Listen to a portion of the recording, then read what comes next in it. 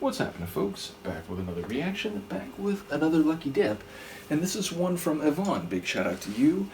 And she asked if I could react to a tune by Spoons, or The Spoons, though on Discogs it's just listed as Spoons.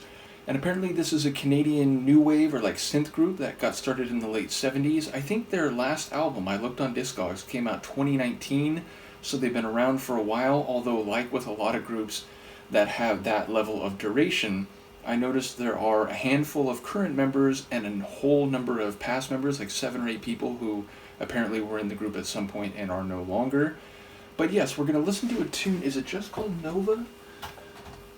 No, it's Nova Heart. So Nova is a word that traces back to Latin. It means new, or it's like a feminine conjugation of a word that means new. And then heart obviously is not only a biological organ that pumps and circulates blood, but is historically in many cultures and societies seen as the seat of human emotion, and at least in some places and times it was seen also as the seat of human intelligence, even if in more recent times that has been relocated, I think, anatomically or biologically correctly to the brain. But of course you can speak of someone's emotional intelligence, and because of the way our physiology and our endocrinal system works, it feels often in intense situations or with powerful emotions like a lot of activity is occurring in your chest, in your heart. So there's both, I suppose, a biological but also cultural basis for the idea of the heart as the seat of humanity.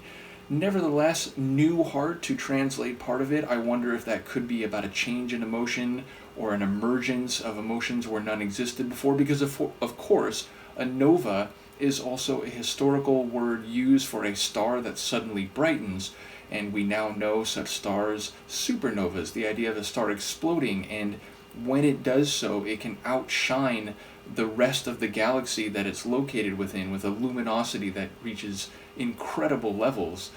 So I feel like any of those concepts could certainly work on a figurative level when talking about a human heart and emotion and chronology, the way that something before which was colder, smaller, less feeling, then burgeons and becomes more significant, more radiant. So I'll see what I can catch on a first listen. This is The Spoons and their track Nova Heart, which I believe is from 1982.